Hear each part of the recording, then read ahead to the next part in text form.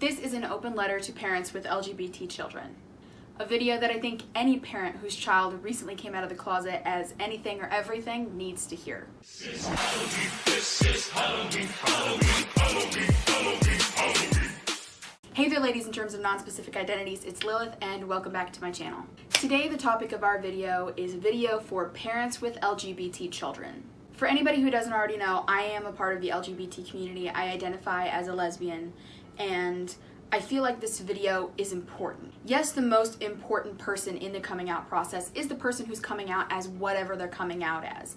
But sometimes parents need a little bit of guidance because the situation can be complicated and they don't really know how to handle that. It doesn't mean that they're a bad person or that they've done anything wrong and that they don't accept their child, but sometimes they just need to learn the ropes on how to deal with things as they come along. And that's what this video is for. Someone within the community telling you tips and tricks that I think could have helped my parents and the parents of my friends and family who came out as whatever. So this video is directed at the parents of, or even the aunts and uncles, or the sisters and brothers, or anybody who has somebody that came out in their lives as somebody from the LGBT community. The first thing I would like to say to you, it's okay to be confused. It's okay to be overwhelmed. Not every person has signs that they are X identity, whether it's gender or sexual or romantic identity, from the time that they're a child. I may have always known since I was a kid, but my mother didn't know, and my father didn't know. Not everybody shows signs early on in life. And some people, it just comes out of nowhere and you would have absolutely no idea. So it's okay to be confused because it can seem like a lot at once and it can feel kind of overwhelming. So it is okay to need to play catch up a little bit. But in your time of being confused and feeling complicated and overwhelmed, please don't forget that your loved one is also feeling very overwhelmed because this is a lot for them. Coming out takes a lot of bravery. It's a very courageous thing to do. Be proud of the person that you love. Be proud of your child or your niece or your nephew or whoever it is. Be proud of your loved one for being brave enough to tell you that this is who they are and they're proud of it and they love you enough to want you to know that this is who they are. Don't be afraid to ask questions. If you're not very versed in other gender identities like agender, gender fluid, anything like that, if you need to ask questions, trust your child and ask them. I'm sure that they would be more than happy to educate you so that you know what is the correct thing to say. So you know how they got to where they are, how they became who they are. Have they always felt this way? Ask questions. Communicate. Make things verbal. Get them out in the open. Don't be afraid to get awkward and be there for your kid. Your child has always been this way, even if you didn't know it. I was always a lesbian. My parents just didn't know that I was always gay. But I remember having thoughts of liking girls from the age of 6 or 7. I have always been this way. I just didn't choose to voice it until my late teen years. If your child comes out as gay or bisexual or pansexual or anything else, they have always been this way. They just didn't always know it. And if they did always know it, they only just now decided to clue you in on it. But they've always been this way.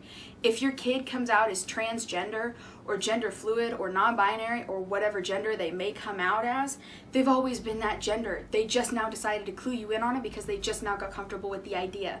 Or maybe they just now figured it out themselves.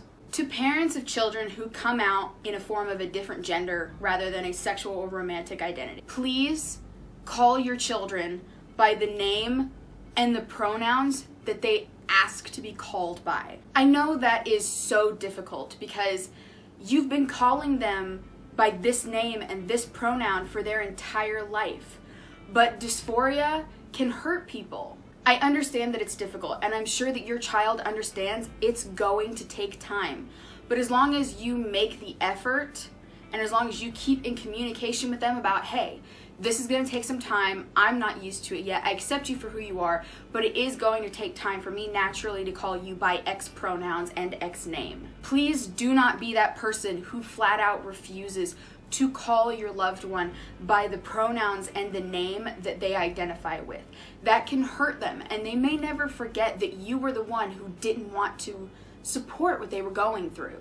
Coming out as another gender other than the one you were born with, whether it's the opposite gender, something in between the two, or something completely out there and has nothing to do with either of them, is hard and painful and complicated and confusing and overwhelming, and your child is going through a lot. So please support your child, no matter what they're coming out as and what they want to be called and what they want to be addressed as pronouns-wise. Yes, it can be hard referring to your son as your daughter or your daughter as your son, or maybe either your son or daughter as a they or them.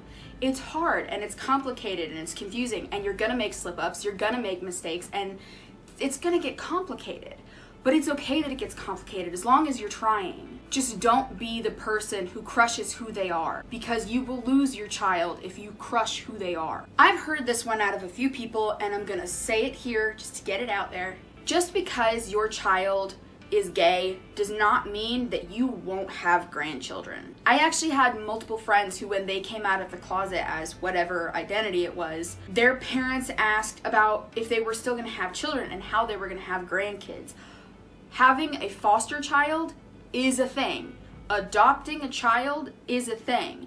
Using a surrogate is a thing. Being in a same-sex relationship does not cancel out the fact that your child can still have children. They can still be a loving parent to a child who needs a home, whether it's biologically theirs or not. Blood does not make a family. Blood only makes relatives. There is a difference. Family are people who, whether they're related to you by blood or marriage or not even that at all, are there for you, and they love you and they support you and they make you happy.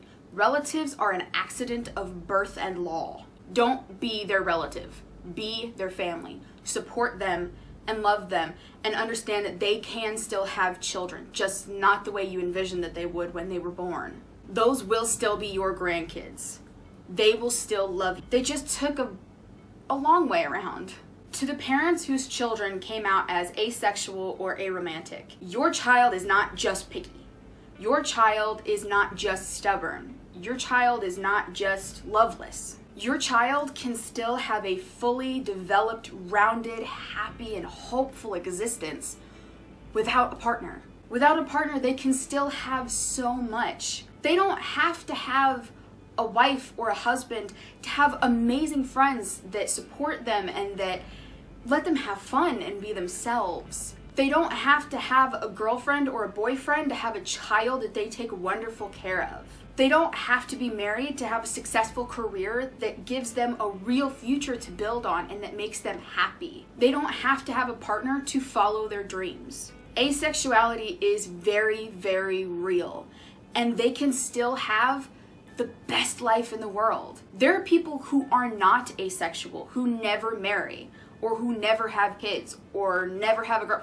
They just don't have a partner, and they live full and amazing lives. Just because your child does not want a partner does not mean that they will not have an amazing life. Sexual orientation does not go just one way or the other. You can be gay or straight or bisexual or pansexual or trisexual or queer or choose not to identify at all or gray sexual or asexual, anything. Your child is actually bisexual if they say that they are. Your child is actually pansexual if they say they are. Your child is actually queer if that's what they say they are. It may not be a label that you've heard of as often as straight or gay, but it is real and it is very valid. It is completely possible for someone to like more than one gender and be genuinely happy. It doesn't mean that they are dating a girl and a boy at the same time. It means that they could be dating a boy and still be attracted to girls, or vice versa. There are people who do participate in polyamorous relationships, but that's a different video. But if they are choosing to participate in a polyamorous relationship, that's still a full and happy life with caring partners. Just more than one. Bisexuality is valid. Pansexuality is valid. Asexuality is valid. Gray sexuality is valid. Everything in the world, there are so many. It's crazy how many there are. The world is so much more than just gays and straights. It's a whole lot more than that. And it's beautiful. Your child is beautiful. It's not unnatural for your child to be a gender other than just male or female. There are people who live their lives with the identity of being between. Maybe they're farther towards male, but they're still kind of female. Maybe they're farther this way, but they're still kind of this. I used to work with a girl who was an M to F transgender, but she still had days where she didn't know what to label herself because she said it felt like 90% of the time that she was a girl, but there was that 10% where she felt like a guy. And that's okay, and that's normal and valid, and everything she was feeling is very, very real. Listen to me when I say it. If your child is non-binary, that's just who they are. If they want to be called by he and her and she and his and they and them and any pronoun they want, call them by those pronouns. They're a person. There are a lot of cultures where they actually have like 3 or 4 genders. The world really is so much more than just male and female.